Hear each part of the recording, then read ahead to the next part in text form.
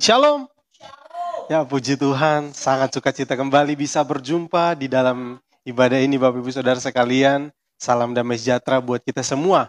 Bapak Ibu, selamat datang dan selamat bergabung kembali di dalam ibadah PA kita saat ini. Bapak Ibu yang terkasih, kita tetap semangat untuk terus-menerus belajar tentang kebenaran firman Tuhan supaya kehidupan kita semakin hari semakin baik dan semakin layak di hadapan Tuhan. Sebab itu, pada kesempatan ini, mari kita bersama-sama siapkan seluruh kehidupan kita, hati kita, pikiran kita, baik juga pendengaran kita, supaya kita bisa dengan mudah untuk memahami apa yang akan kita dengarkan bersama-sama pada saat ini. Mari kita akan memulaikan ibadah PA kita saat ini. Saya mengajak kita terlebih dahulu untuk memuji Tuhan. Kita angkat pujian ini, kasih Yesus indah dalam hidupku.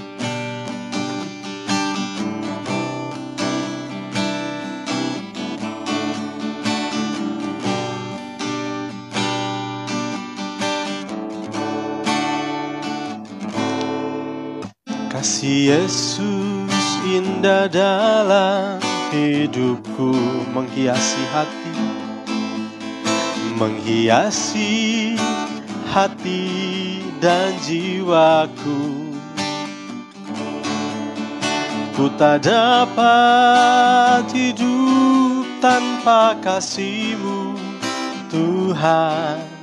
Pegang tanganku sepanjang jalanku. Sekali lagi, kasih Yesus. Kasih Yesus indah dalam hidupku,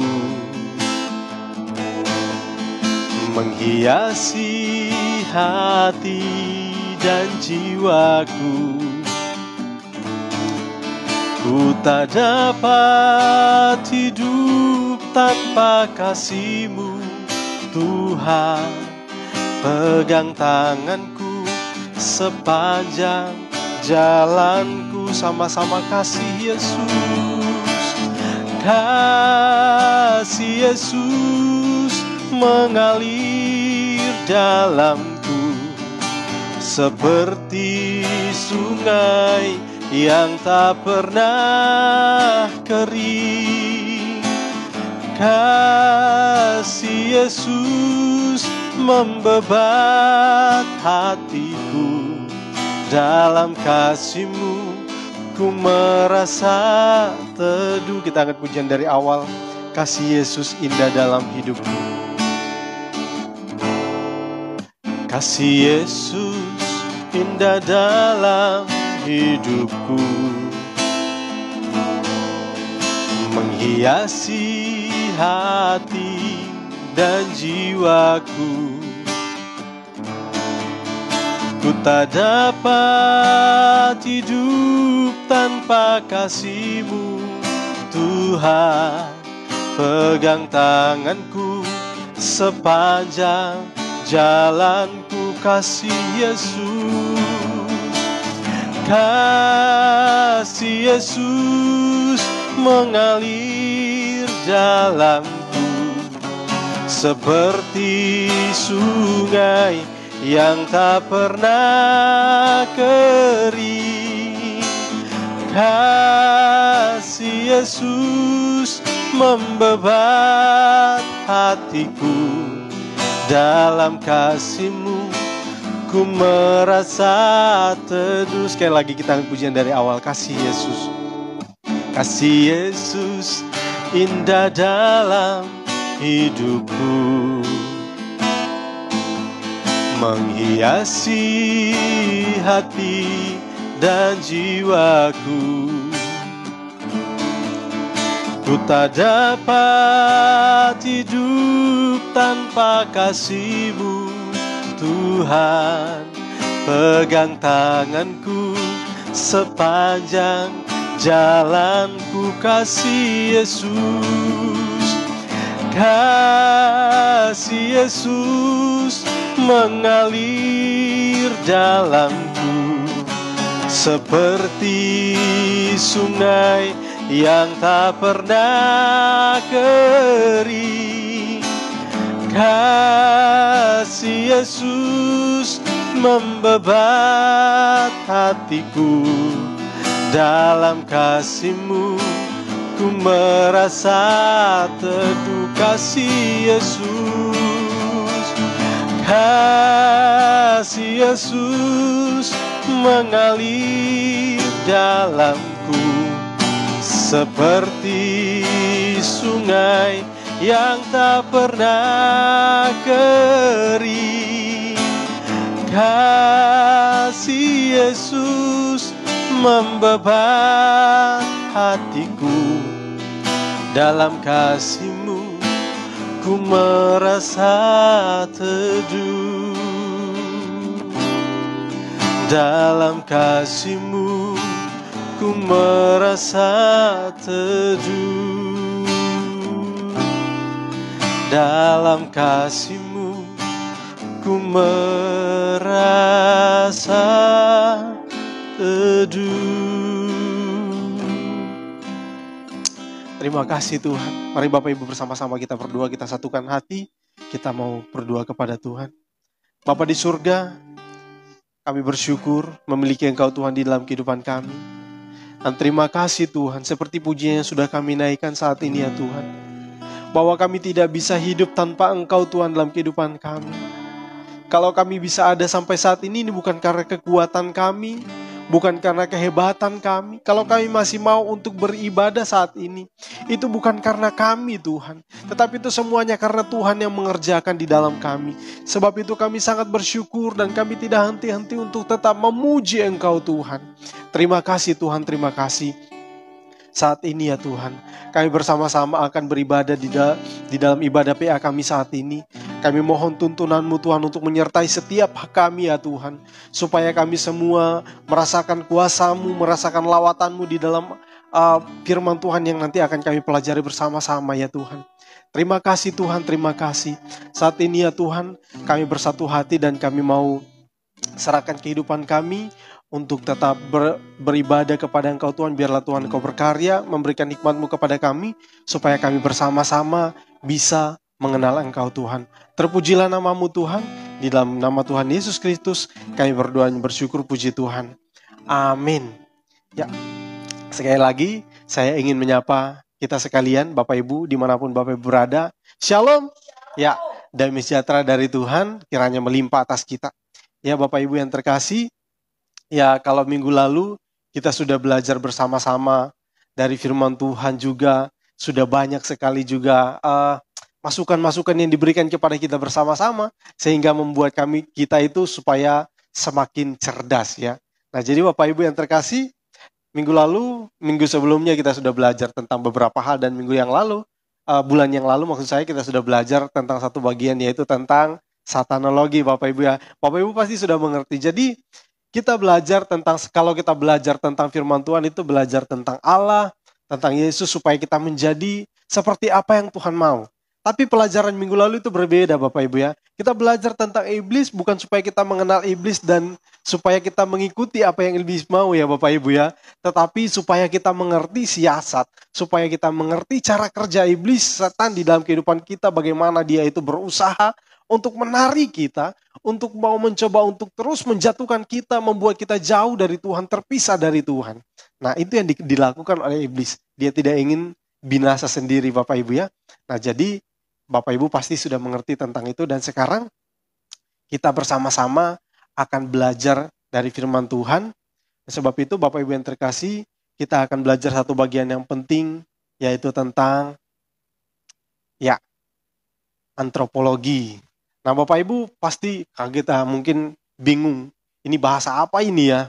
Antropologi ini apa ya? Nah jadi mari kita akan Bapak Ibu simak sama-sama tentang antropologi ini. Oke, sekarang kita akan lihat. Nah, antropologi itu Bapak Ibu, itu terdiri dari, itu berasal dari bahasa Yunani sebenarnya Bapak Ibu ya. Itu terdiri dari dua suku kata.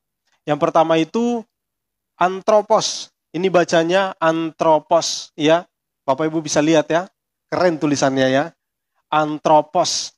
Nah, anthropos ini artinya adalah, kalau di dalam bahasa Inggris itu human, kalau di dalam bahasa Indonesia jadinya manusia.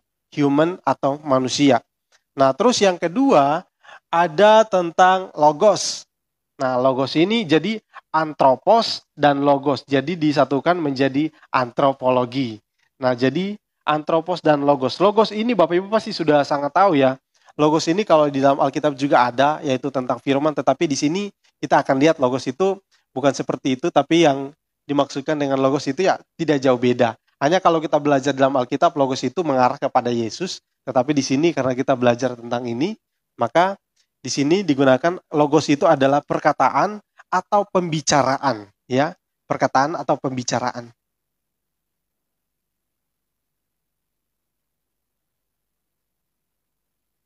Oke, maafkan Bapak Ibu ya. Nah, jadi kita berbicara tentang, terima kasih, maafkan ya Bapak Ibu ya, sedikit gangguan. Jadi Bapak Ibu, saat ini kita belajar tentang antropologi, antropos, Bapak Ibu sudah dengar tadi, antropos dan logos.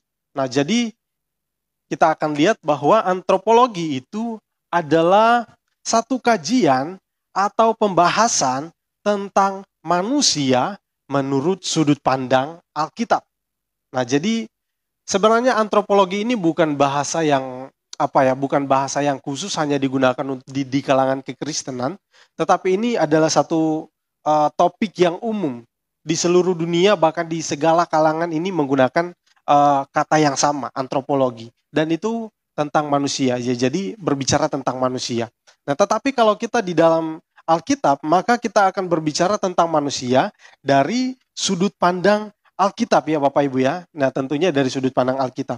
Nah, sekarang kita akan melihat bahwa antropologi itu ternyata ada banyak juga pandangan-pandangan yang atau banyak orang juga, karena seperti tadi saya katakan bahwa ini bukan satu hal yang hanya dikhususkan untuk kalangan Kristen, tetapi umum. Nah, sebab itu karena ini bersifatnya umum, maka banyak sekali juga orang yang memberikan tanggapan, banyak sekali orang yang memberikan pandangan tentang antropologi ini. Nah, sebab itu kita akan menemukan, kalau Bapak Ibu pelajari sendiri, Bapak Ibu akan menemukan banyak, tetapi di sini yang saya berikan adalah yang umum, jadi kita bisa terima semuanya ya. Ini pandangan yang umum ya.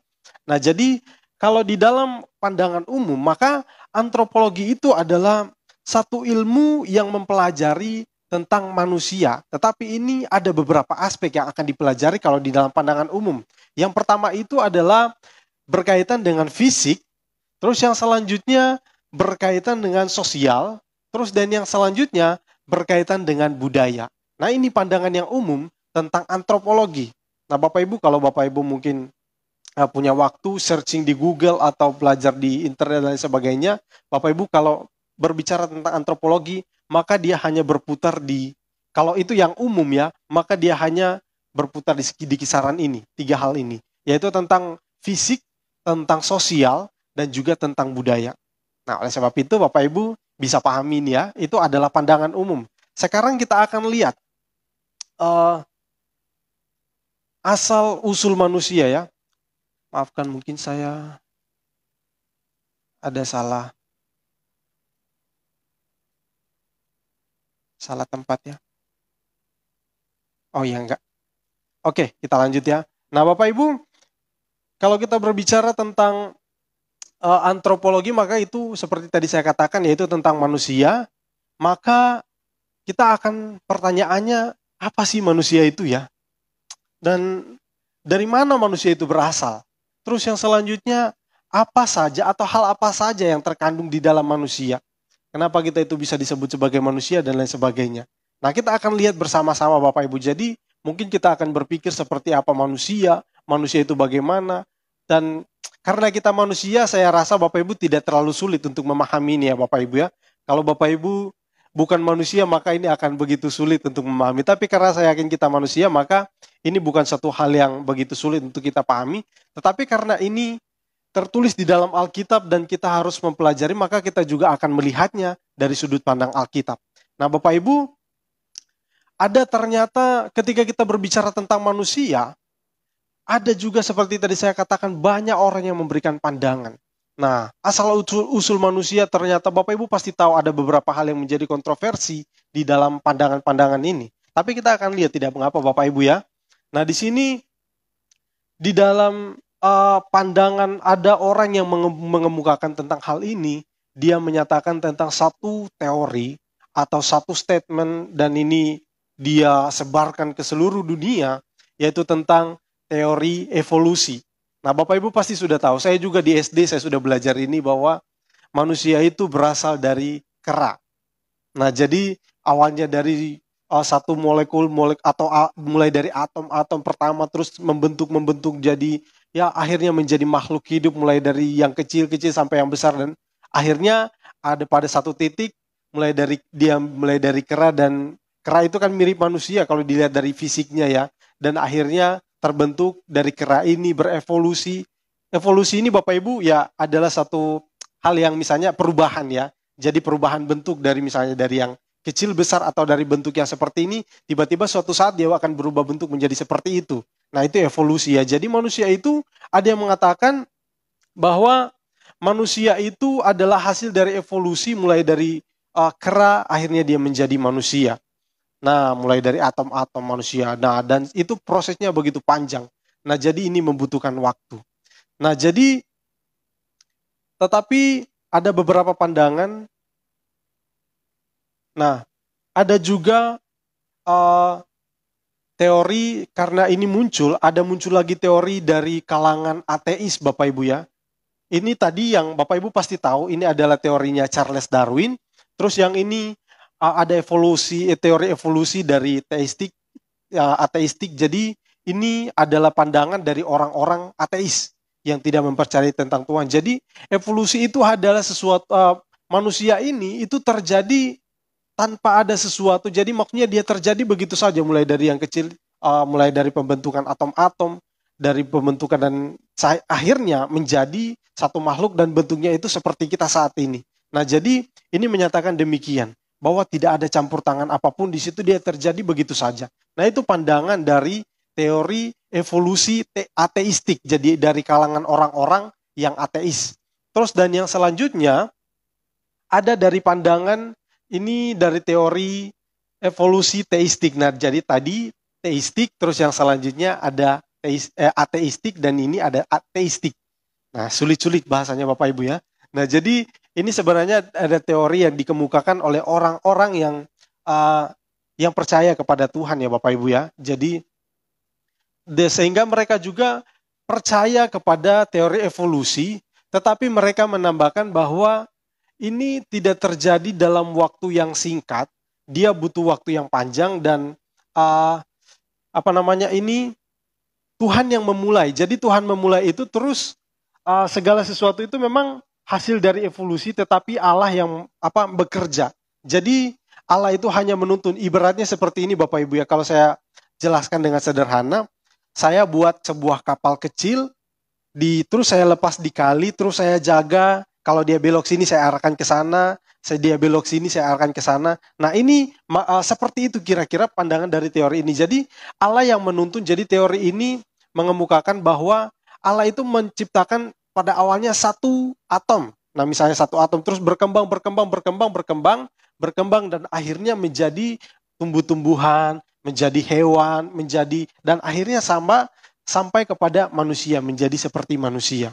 Nah jadi Bapak Ibu pilih Bapak Ibu di mana ya. Tapi yang saya katakan bahwa dari ketiga pandangan tadi itu sebenarnya tidak ada yang benar dan tidak ada yang sesuai dengan apa yang dikatakan oleh Alkitab. Nah, terus ada juga pandangan yang menyatakan bahwa ini sebenarnya mendukung banyak sekali Bapak Ibu ya, tapi ini sudah dia mengatakan dia membahasnya dari penciptaan. Jadi bahwa dia mendukung bahwa evolusi itu sebenarnya benar. Terus dia mengatakan bahwa karena ada, kalau Bapak Ibu baca di dalam ayat ini, saya akan mengajak kita untuk membaca supaya kita bisa memberikan pertimbangan ya. Di dalam Mazmur pasal 90. Ya, Mazmur pasal yang ke-90 ayat yang ke-4. Nah, ini yang menyatakan, mereka ini mengambil ayat ini dan menyatakan bahwa evolusi itu benar. Nah di sini mereka katakan bahwa sebab di mata Tuhan 1000 tahun sama seperti hari kemarin. Dan apabila berlalu atau seperti satu giliran jaga di waktu malam. Jadi menurut mereka bahwa karena Tuhan itu mengatakan bahwa, firman Tuhan mengatakan bahwa di mata Tuhan itu 1000 tahun itu sama seperti satu hari ya. Atau juga kita lihat di dalam pembandingnya itu di dalam 2 Petrus 3. 2 Petrus pasal yang ke-3 ayat yang ke-8 ya. Saya bacakan. 2 Petrus 3 ayat yang ke-8. Akan tetapi saudara-saudaraku yang kekasih, yang satu ini tidak boleh kamu lupakan, yaitu bahwa di hadapan Tuhan, satu hari sama seperti 1000 tahun, dan 1000 tahun sama seperti satu hari.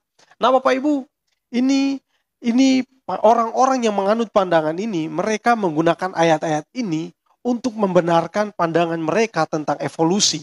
Tetapi firman Tuhan sebenarnya ini hanya bahasa kiasan Bapak Ibu ya.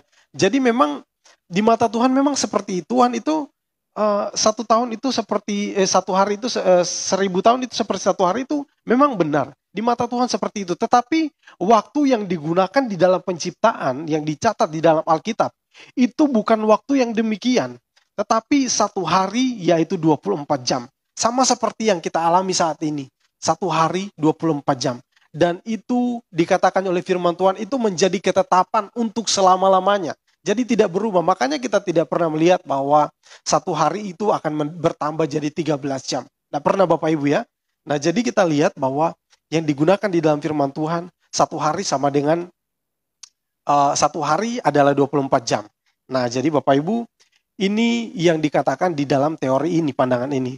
Terus juga ada teori yang lain yang mengatakan bahwa sebenarnya teori evolusi itu benar. Di dalam Alkitab pun dikatakan demikian.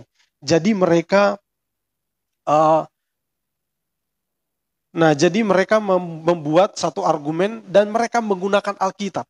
Nah Bapak Ibu, kalau kita pelajari di minggu lalu, bahwa hamba Tuhan Daud sudah menjelaskan banyak sekali bahwa iblis juga menggunakan firman Tuhan. Dan ini nyata Bapak Ibu ya.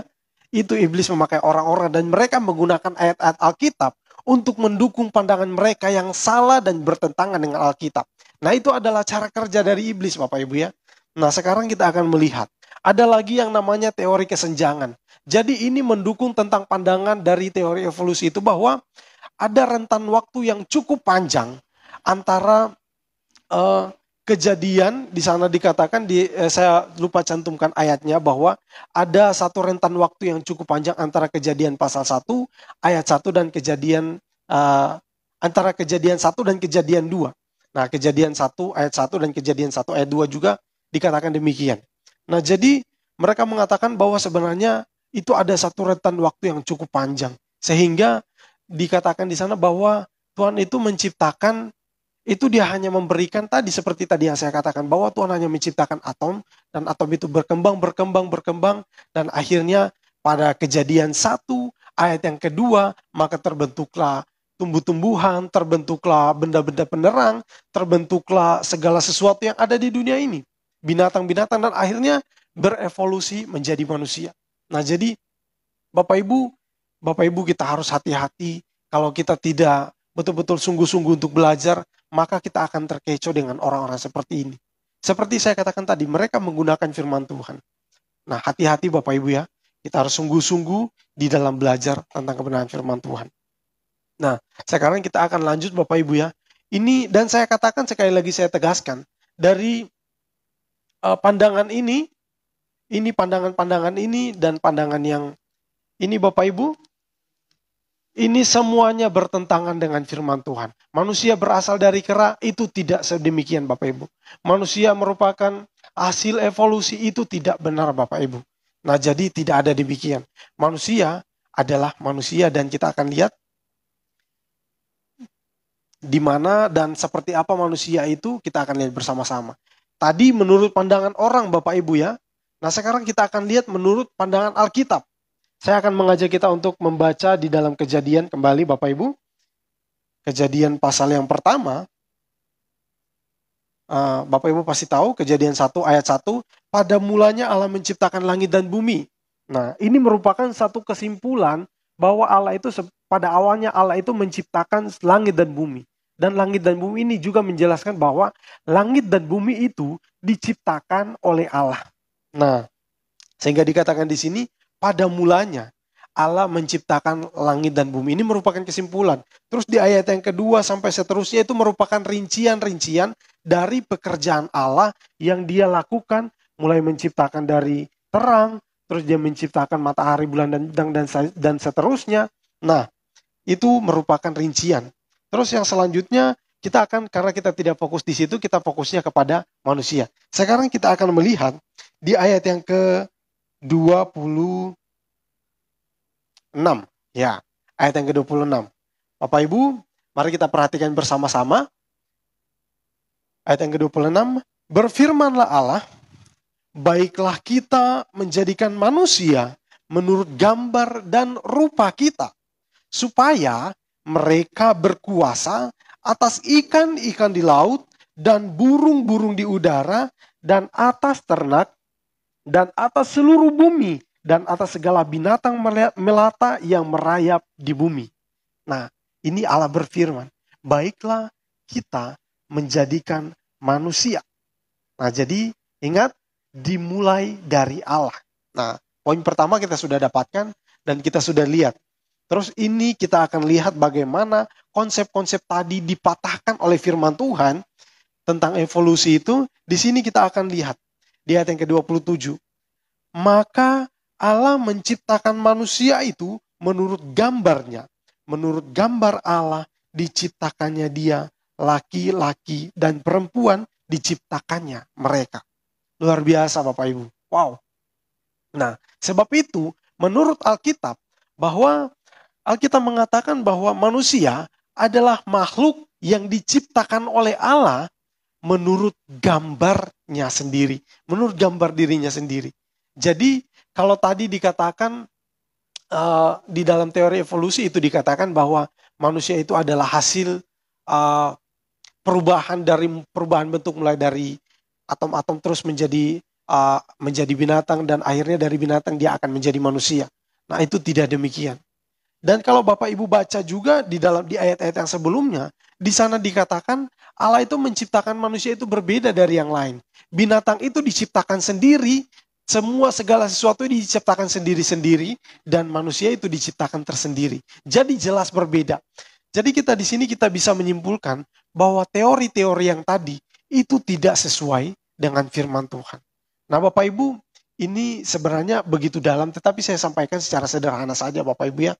Jadi kita bisa melihat bahwa di dalam Kejadian pasal 1 ayat yang ke-26 dan 27, kita sudah bisa lihat bahwa manusia adalah hasil karya Allah secara langsung, tanpa melalui proses evolusi dan sebagainya.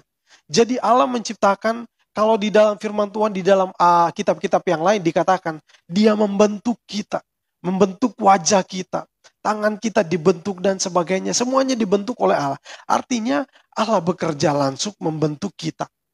Jadi kita ini hasil buatan tangan Allah, bukan melalui dari makhluk-makhluk yang lain akhirnya menjadi manusia. Tidak. Manusia itu begitu spesial di mata Tuhan, sebab itu dibuat langsung oleh Allah. Dan kita lihat bahwa teori-teori yang tadi itu betul-betul bertentangan dan tidak sesuai dengan firman Tuhan. Sekalipun mereka menggunakan ayat-ayat firman Tuhan, tetapi itu adalah hal yang bertentangan dengan firman Tuhan. Ya, jadi Bapak Ibu hati-hati, banyak orang yang menggunakan firman Tuhan, pada dasarnya mereka menentang apa yang dikatakan oleh firman Tuhan. Hati-hati Bapak Ibu. Nah sebab itu di sini Bapak Ibu sudah yakin, sudah mantap ya, bahwa kita ini adalah hasil karya Allah. Ya, bukan hasil ciptaan lain sebagainya orang-orang dan bukan hasil dari evolusi dan sebagainya. Tetapi kita ini murni hasil atau kerja karya tangan Allah. Bapak Ibu bisa pahami sampai di sini ya. Oke, sekarang Bapak Ibu kita akan lanjut. Nah, sekarang kita akan lihat tentang penciptaan manusia. Nah, Bapak Ibu, di sini kita seperti tadi yang saya sudah katakan, bahwa manusia diciptakan langsung oleh Allah. Tadi saya sudah katakan ya. Jadi pada hari yang ke-6, Kalau tadi ada teori kesenjangan bahwa ada rentang waktu dan manusia di situ terjadinya evolusi. Nah, di sini di firman Tuhan tidak. Allah berfirman, jadilah ini, terus dikatakan setiap selesai penciptaan itu dikatakan jadilah petang dan jadilah pagi. Itulah hari yang kesekian. Nah, di sini hitungan hari yang digunakan adalah menggunakan hari 1 kali 24 jam. Nah, Bapak Ibu bisa pahami ya bahwa manusia, seperti kita sudah baca di dalam kitab Kejadian tadi, kalau Bapak Ibu baca di ayat yang keberapa itu saya lupa, bahwa manusia itu diciptakan pada hari yang ke-6. Nah, manusia diciptakan langsung oleh Allah pada hari yang ke-6 dan hari yang digunakan adalah 1 kali 24 jam. Seperti hari kita saat ini yang kita jalani.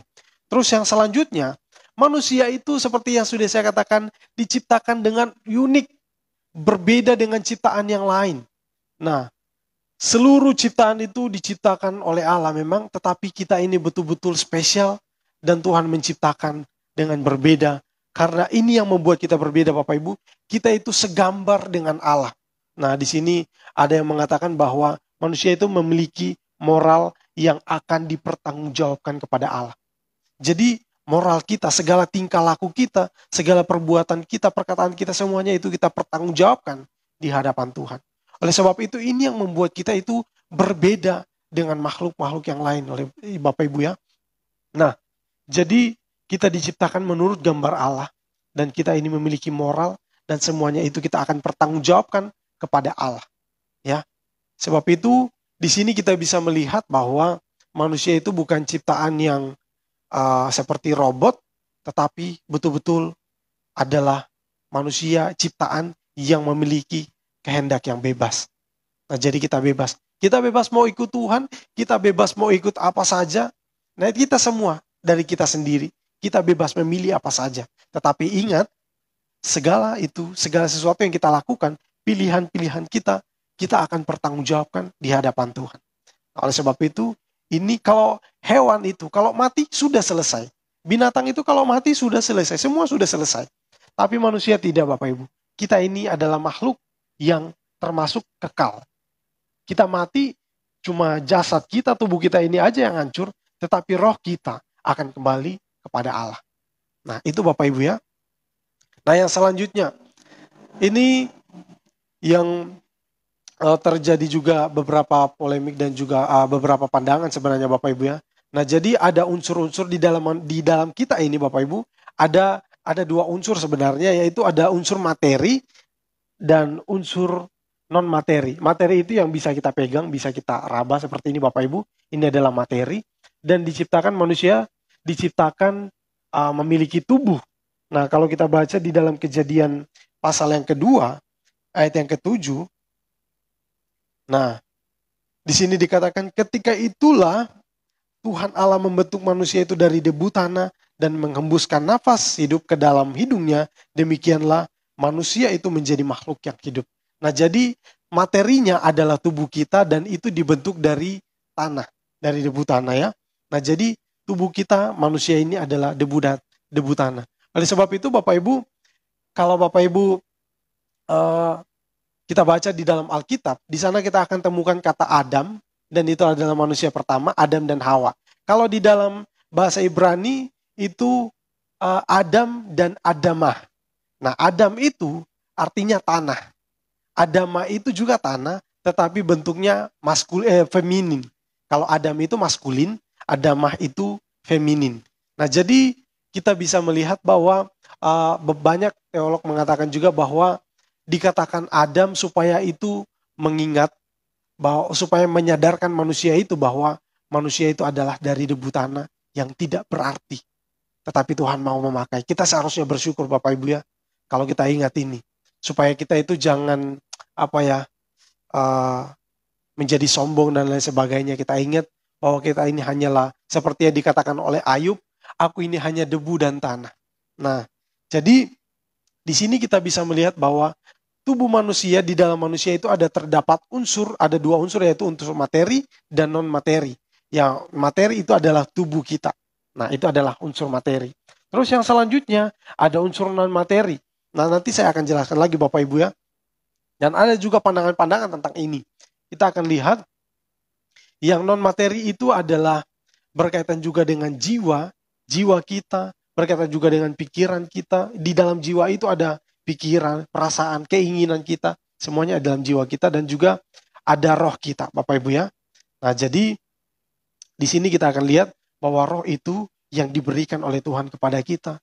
Dan di sini dikatakan, maka Allah menghembuskan nafas hidup ke hidungnya. Dan ini kalau di dalam terjemahan ataupun di dalam semacam pandangan-pandangan atau suatu kajian-kajian dari teolog-teolog mengatakan bahwa yang dikatakan dengan nafas itu adalah roh Allah diberikan kepada kita dan itu yang menjadikan kita itu hidup. Di situ dikatakan dengan demikian manusia itu menjadi makhluk yang hidup. Jadi roh itu yang membuat kita itu hidup, kita itu menjadi hidup karena ada roh di dalam kita, Bapak Ibu ya. Dan tidak hanya sebatas itu Bapak Ibu, roh itu tidak hanya sebatas misalnya kita memiliki roh lalu kita hidup. Tidak sebatas itu Bapak Ibu, tetapi roh ini yang membuat kita itu bisa membangun hubungan dengan Tuhan. Nah, jadi Bapak Ibu, kita bisa berhubungan dengan Tuhan, kita bisa memuji Tuhan dan memuliakan Tuhan, itu karena kita memiliki roh yang diberikan oleh Allah kepada kita. Sebab itu, Bapak Ibu bisa pahami ya, bahwa inilah yang bersifat non-materi, yang tidak bisa kita lihat ataupun kita pegang, kita raba, nggak bisa. Nah itulah non-materi. Nah sekarang Bapak Ibu, kita akan lanjut lagi. Nah ini berkaitan dengan tubuh manusia tadi Bapak Ibu, ada beberapa pandangan. Nah ada yang mengatakan bahwa tubuh manusia itu merupakan penjara jiwa. Nah dikatakan bahwa tubuh manusia itu adalah penjara jiwa. Nah ini adalah sebuah pandangan Bapak Ibu, bahwa dikatakan bahwa mereka ini merendahkan tentang tubuh ya. Bahwa tubuh itu adalah penjara jiwa dan tubuh itu pada dasarnya mereka ini menyimpulkan bahwa tubuh itu berasal dari materi. Dan yang segala sesuatu yang berasal dari materi, yang diciptakan dari materi itu semuanya sifatnya jahat. Nah, sebab itu mereka mengatakan bahwa tubuh ini adalah jahat. Nah, dan juga mereka mengatakan jiwa itu sifatnya non-materi dan sifatnya adalah baik. Nah, jiwa itu non-materi dan itu baik. Jadi tubuh itu jahat, jiwa itu baik. Nah, kalau seperti ini kita temukan pandangan seperti itu, tentunya kita bingung Bapak Ibu ya, bahwa bagaimana sih tubuh ini bisa jahat, sedangkan jiwa itu baik. Nah, jadi seolah-olah tubuh itu punya keinginan sendiri dan jiwa itu punya keinginan sendiri. Nah, ini yang merupakan satu pertentangan dan pandangan ini dinyatakan salah. Ya, tidak sesuai dengan kata firman Tuhan. Dan selanjutnya ada yang mengatakan bahwa tubuh itu adalah bagian terpenting dari manusia. Nah ini kalau tadi kalau yang pandangan pertama bahwa menyatakan bahwa tubuh itu mereka itu terlalu tentang tubuh itu mereka sangat-sangat menyepelekan tentang tubuh karena tubuh itu mereka katakan sifatnya itu tubuh itu adalah jahat. Nah segala sesuatu yang karena mereka mengatakan segala hal yang diciptakan dari materi itu sifatnya jahat. Nah dan di sini pandangan yang kedua ini bertentangan. Mereka begitu memuliakan tubuh. Ini adalah pandangan dari kaum hedonisme sehingga mereka itu selalu mengikuti apa yang menyenangkan, yang begitu nyaman untuk tubuh mereka lakukan, mereka ikuti. Jadi mereka tidak peduli seperti apa. Begitu nyaman, kalau misalnya itu nyaman untuk mereka dan tubuh mereka itu merasakan misalnya kenikmatan tentang tubuh mereka akan kejar itu terus. Dan itu terus mereka akan lakukan. Nah dan ini adalah pandangan yang salah juga Bapak Ibu. Mereka mengabaikan tentang jiwa. Jiwa itu diabaikan oleh mereka. Nah terus yang selanjutnya Bapak Ibu, ini pandangan, kalau dua pandangan tadi itu tidak sesuai dengan firman Tuhan dan bertentangan sekali. Nah di pandangan yang ketiga ini kita akan lihat bahwa yang menyatakan bahwa tubuh adalah partner jiwa. Nah jadi tubuh dan jiwa itu sebenarnya selagi kita ada di dunia ini, selagi kita masih ada di dalam tubuh ini, maka kedua hal ini tidak bisa dipisahkan. Nah jadi dikatakan di situ mereka memiliki pandangan bahwa tubuh adalah partner jiwa. Keinginan jiwa adalah roh yang ada di dalam kita ditempatkan oleh Tuhan untuk memuliakan Tuhan. Kita punya keinginan untuk memuliakan Tuhan. Dan dikatakan dengan tubuh inilah kita lakukan segala keinginan yang ada dalam jiwa kita untuk Tuhan. Jadi sebenarnya di sini di dalam pandangan ini dikatakan bahwa pada dasarnya kita ini diciptakan oleh Tuhan untuk Tuhan. Ya. Dan sebab itu dikatakan dengan tubuh ini kita memuliakan Tuhan. Di dalam jiwa kita Tuhan taruhkan kerinduan untuk memuji Tuhan, kerinduan untuk menyenangkan Tuhan, dan dengan tubuh ini kita merealisasikan itu. Nah, jadi dengan tubuh ini kita memuliakan Tuhan. Nah, ini adalah pandangan yang menurut saya simpulkan bahwa ini adalah pandangan yang baik untuk kita lihat dan kita perlu juga untuk mempertimbangkan bahwa kita diciptakan di dalam kita ini memiliki jiwa dan roh yang selalu berhubungan dengan Tuhan. Dan bagaimana caranya kita menunjukkan kasih Allah kepada kita atau kita menunjukkan kasih kita kepada Allah? Ya kita gunakan tubuh kita ini. Kita menolong orang, kita menasihati orang, kita juga melakukan segala sesuatu yang benar di mata Tuhan. Nah inilah kita lakukannya dengan menggunakan tubuh ini. Jiwa ini bagaimana bisa kita, kalau hanya jiwa saja yang bekerja bagaimana? Itu tidak akan bisa nyata dan tidak akan pernah bisa terwujud di dalam dunia yang nyata. Karena jiwa kita itu atau roh ya, kalau di dalam kita roh kita itu ya roh tidak bisa kelihatan, tidak bisa diraba dan sebagainya, tidak akan bisa nyata. Jadi segala sesuatu bagaimana kita memuliakan Tuhan selagi kita masih ada di dalam tubuh ini, tubuh kita inilah yang kita gunakan untuk memuliakan Tuhan.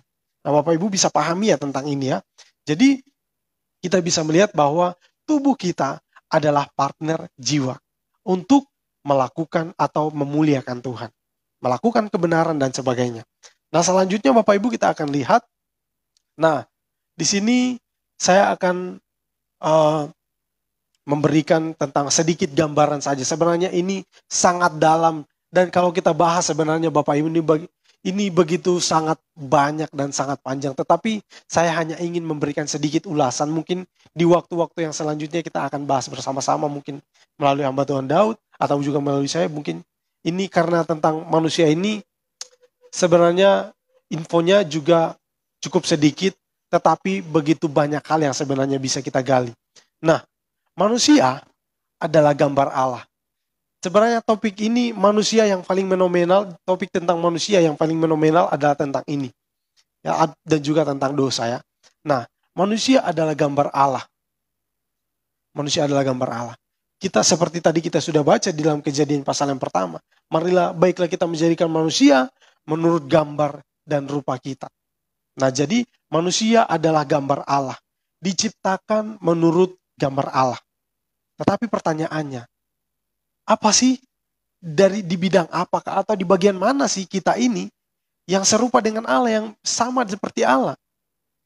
Kalau kita bandingkan diri kita dengan Allah, wah jauh beda. Allah itu betul-betul luar biasa. Sedangkan kita ini seperti ini saja. Apa sih yang sama dari kita dengan Tuhan? Nah itu pertanyaannya. Tetapi Bapak Ibu kita akan lihat bersama-sama. Tapi untuk mempermudah kita memahami, kita akan mulainya dari sini. Di dalam Yohanes pasal yang keempat ayat 24. Saya akan bacakan untuk kita sekalian. Yohanes 4 ayat 24. Allah itu roh. Dan barang siapa menyembah dia, harus menyembahnya dalam roh dan kebenaran. Nah jadi ini yang penting untuk kita pahami di awal kita memahami tentang gambar Allah. Nah jadi Allah itu roh. Berarti gambar yang kalau tadi kita sudah bahas tentang ada ciptaan yaitu materi dan non-materi. Jadi kalau kita berbicara tentang gambar Allah, maka itu berbicara tentang sesuatu yang non-materi sebenarnya Bapak Ibu ya. Nah jadi kita pahami bahwa karena Allah itu roh, maka dia menciptakan kita menurut dia, berarti yang materi ini sebenarnya tidak serupa dengan Allah, tetapi itu merupakan kreativitas atau satu hal yang begitu agung yang diciptakan oleh Tuhan dan kita bisa melihat kebesaran tentang Allah, bahwa Allah bisa menciptakan kita sedemikian rupa. Segala sesuatu yang ada di dalam tubuh kita ini betul-betul berfungsi dan bekerja dengan baik. Tidak ada satupun yang, sedangkan kuku aja ini, kuku mungkin kita sepelekan tentang kuku Bapak Ibu. tapi ini betul-betul berguna di dalam tubuh kita Bapak Ibu ya. Nah, Bapak Ibu yang terkasih, jadi kalau kita berbicara tentang gambar dan rupa Allah, maka Allah itu roh, berarti yang serupa dengan gambar Allah itu sifatnya adalah non-materi. Nah, jadi bukan sesuatu yang bisa kita pegang seperti ini ya. Nah, jadi kita akan lihat bersama-sama apa itu Bapak Ibu ya. Manusia adalah gambar Allah yang segambar dengan Allah itu, ini merupakan rincian Bapak Ibu ya. Ini adalah rinciannya bahwa manusia itu memiliki personalitas dan di dalam personalitas ini yang berkaitan dengan kesadaran dan keyakinan diri. Nah, jadi ini ditempatkan Allah di dalam kita sehingga dengan hal ini kita itu mampu membuat pilihan atau kita itu di dalam segala aspek itu kita bisa menentukan segala oh ini yang patut untuk saya lakukan, ini tidak baik untuk saya lakukan. Nah, ini yang Allah tempatkan di dalam kita. Sebab itu Bapak Ibu yang terkasih, ini betul-betul luar biasa ya. Sehingga juga di dalam kitab Kejadian, Allah itu memberikan segala sesuatu perintahnya kepada manusia, berusaha dan di dalam segala sesuatu. Jadi dengan dengan kesadaran diri dan keyakinan diri, itu di sini di dalam Kejadian 1 ayat 28 di sana dikatakan mereka itu manusia itu harus berkuasa atas segala sesuatu yang ada di dunia ini. Jadi kalau kita tidak punya hal ini, maka kita akan tidak mungkin kita bisa menguasai hal-hal yang ada di dalam dunia ini. Nah, sebab itu di dalam personalitas ini kita juga itu melibatkan tentang intelektual kita. Jadi kalau berbicara tentang intelektual, maka ini kita perhatikan bahwa kita bisa mengatur segala sesuatu, termasuk juga kita bisa memilih. Nah, ini baik untuk kita lakukan, ini tidak baik untuk kita lakukan. Dan kita bisa kita memikirkan bagaimana supaya kita bisa menaklukkan segala ciptaan itu. Sebab itu dikatakan taklukkanlah semua itu di dalam kitab Kejadian ya. Jadi personalitas ini yaitu adalah aspek yang memiliki di dalam aspek ini kita ada kesadaran diri. Ketika kita mungkin bersalah, kita bisa minta maaf dan sebagainya. Dan juga ada keyakinan diri. Ketika keyakinan mantap, tidak ada yang bisa ganggu gugat. Nah, itu tentang personalitas. Dan juga di dalam hal ini tentunya kita tidak mungkin bisa begitu yakin dengan kuat. Kita tidak mungkin bisa memiliki, kita tidak akan mungkin bisa minta maaf. Kita tidak akan mungkin bisa tahu kalau kita ini salah. Kalau tidak ada intelektual di sana. Ya Bapak Ibu ya, bisa dipahami ya. Ini adalah pandangan tentang manusia, tentang gambar Allah di dalam unsur personalitas.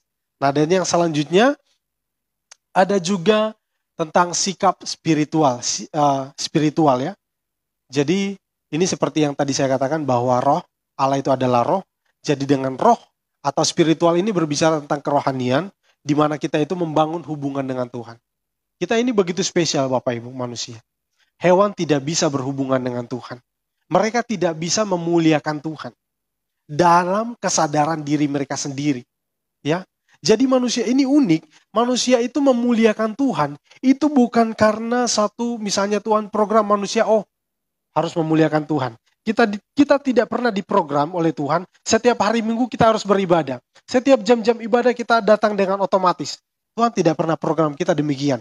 Tetapi di sini kita melakukan itu semua atas dasar dari kehendak kita sendiri. Nah, untuk itu, untuk lebih memperjelas ini, kita akan lihat bersama-sama di yang selanjutnya, yaitu naturnya itu bermoral. Nah, jadi kita lihat bahwa manusia itu adalah makhluk yang bermoral, diciptakan Allah, tidak seperti robot.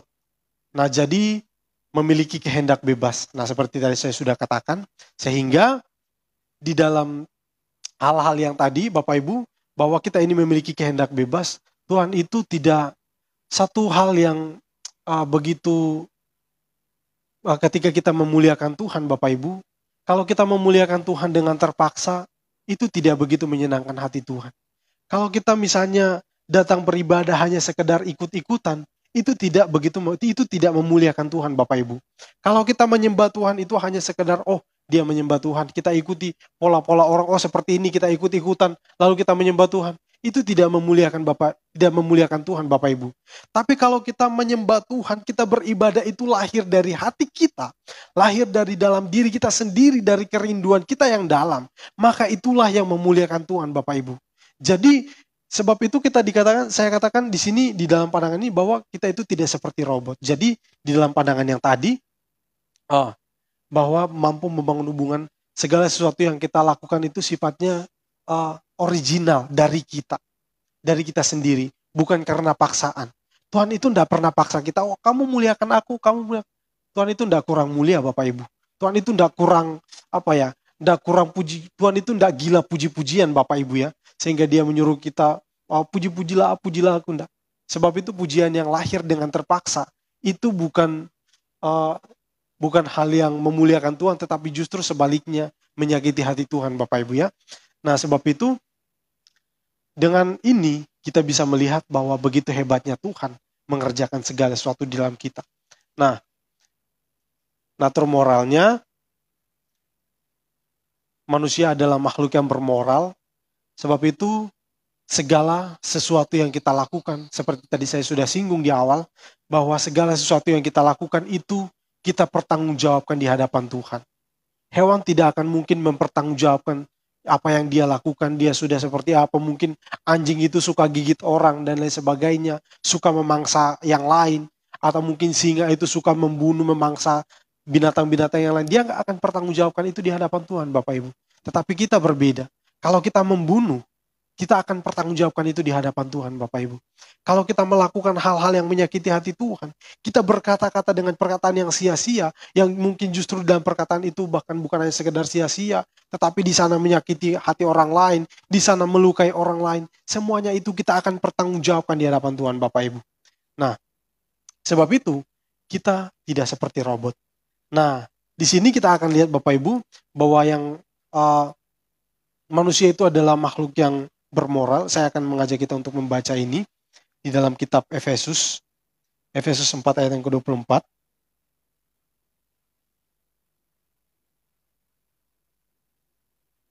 Nah, dan mengenakan manusia baru yang telah diciptakan menurut gambar kehendak Allah dalam kebenaran dan kekudusan yang sesungguhnya. Jadi kita ini diciptakan oleh Tuhan dengan kehendak bebas dan di dalam kebenaran dan kekudusan. Terus yang selanjutnya ada lagi tentang pengetahuan yang benar akan Tuhan. Semuanya ini kita lakukan, kita hidup benar, kita hidup kudus bukan karena paksaan. Kita mengejar tentang, kita melakukan kebenaran, kita mengejar tentang kekudusan, kita berusaha untuk hidup kudus. Itu semuanya bukan karena paksaan atau mungkin orang lain, oh kamu harus gini-gini. Mungkin kita biasanya gini ya. Saya punya pengalaman, saya pernah kenal ada beberapa orang ketika punya teman ya, mereka itu adalah perokok berat, tiba pacaran, mereka sangat sayang sama pacarnya. Nah, tiba pacaran, karena terlalu sayang pacarnya bilang, kamu harus berhenti merokok. Nah, dia berhenti. Nah, jadi dengan tujuan supaya dapat pacarnya itu, supaya dia tidak ditinggalkan sama pacarnya itu. Tetapi berbeda dengan Tuhan Bapak Ibu. Kita ini mau melakukan apa yang benar, itu semua karena kita sadar diri. Kita mau hidup kudus, itu semua karena kita sadar diri. Kita ini telah ditebus oleh Tuhan menjadi orang yang telah dibenarkan. Bukan kita benar dengan sendirinya, tetapi kita dibenarkan oleh Tuhan. Dan kita sadar diri, kita ini sudah dibenarkan, kita ini sudah dikuduskan oleh Tuhan, maka kita seharusnya kita tahu bagaimana cara kita hidup. Kita mengerti, dan itu semuanya bukan karena paksaan, tetapi karena kita mengerti, karena kita tahu kita kenal Tuhan yang kudus, dan kita kenal Tuhan adalah Allah yang benar, maka kita harus menyesuaikan diri dengan Tuhan. Nah itu yang Tuhan mau. Jadi segala sesuatu yang kita lakukan di hadapan Tuhan, bukan karena paksaan, bukan karena sesuatu misalnya kita lihat ini dan itu kita coba-coba dan kita lakukan, tidak seperti itu. Tetapi itu semuanya lahir dari hati kita, lahir dari diri kita. Sebab itu kita bukan seperti robot. Nah, semuanya murni dari diri kita sendiri. Ya, kalau kita diciptakan seperti robot, atau mungkin pandangan tadi ada salah satu pandangan yang mengatakan bahwa manusia itu adalah hasil evolusi. Dan kalau kita ini adalah hasil evolusi, maka kita tidak perlukan yang ini gini Bapak Ibu ya. Tidak ada yang kita harus pertanggungjawabkan di hadapan Tuhan, karena Tuhan tidak ikut serta di dalamnya. Kenapa kita harus bertanggung jawab kepada Tuhan? Nah, jadi pandangan tadi salah. Jadi karena kita adalah makhluk yang bermoral, memang diciptakan oleh Tuhan. Jadi pandangan tadi, di sini kita juga bisa mematahkannya. Nah, jadi kita bisa bertanggung jawab di hadapan Tuhan, karena kita ini diciptakan oleh Tuhan, bukan hasil evolusi. Nah, dan kita diciptakan memiliki kehendak bebas. Segala sesuatu yang kita lakukan, kita pilih sendiri. Nah, seperti tadi, yang sebelumnya, nah, kita mampu membuat pilihan.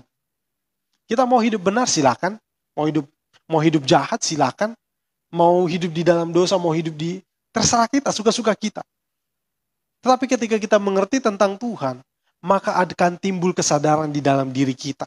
Dan membuat kita itu timbul di dalam pikiran kita untuk melakukan satu pilihan. Saya mau ikut Tuhan, saya mau melakukan seperti apa yang Tuhan kehendaki.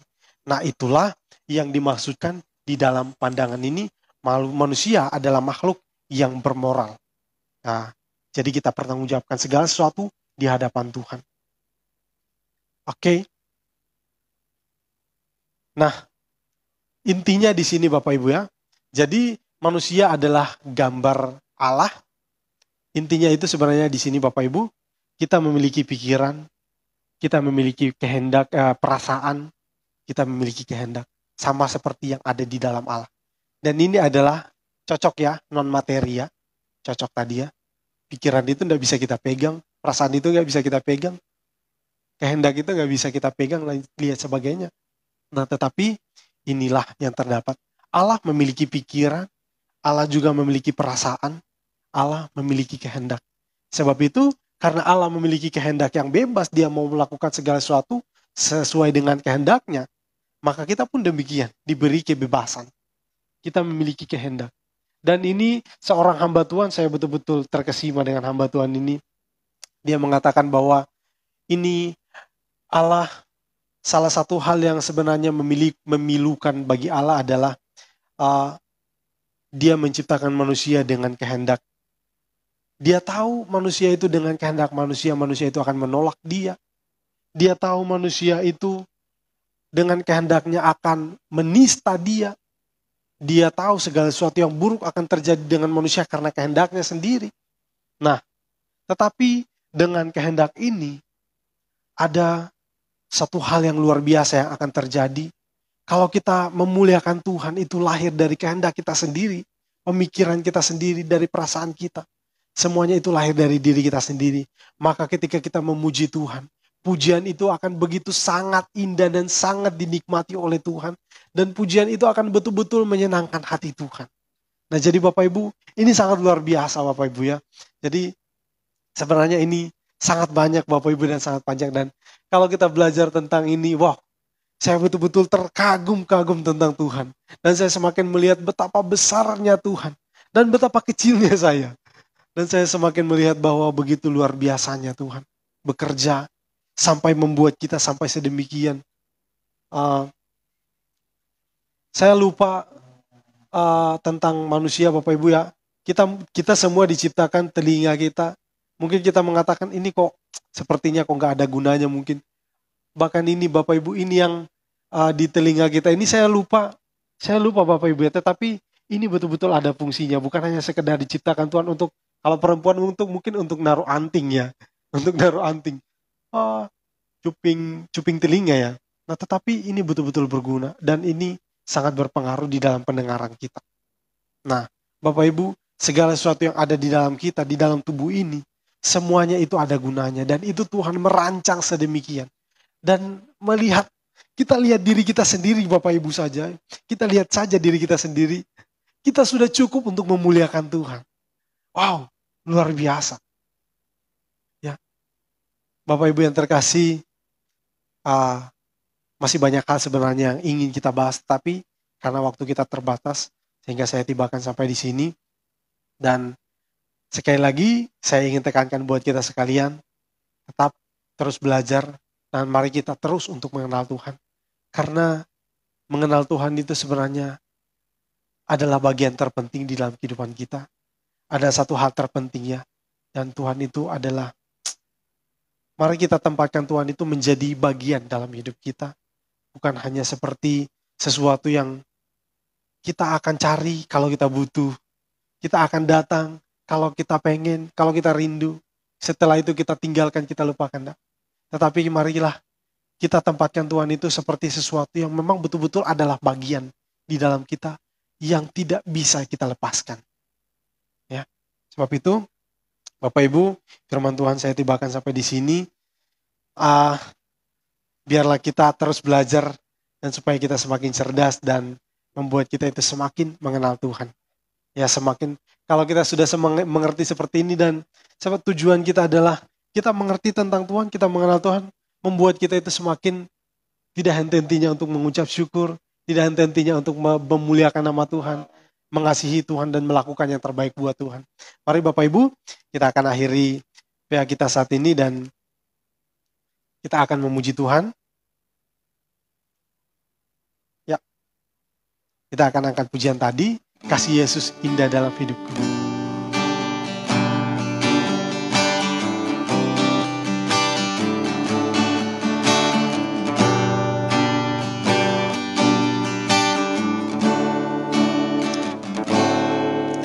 Kasih Yesus indah dalam hidupku,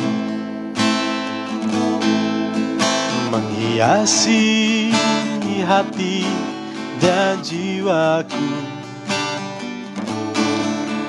Ku tak dapat hidup tanpa kasih-Mu, Tuhan.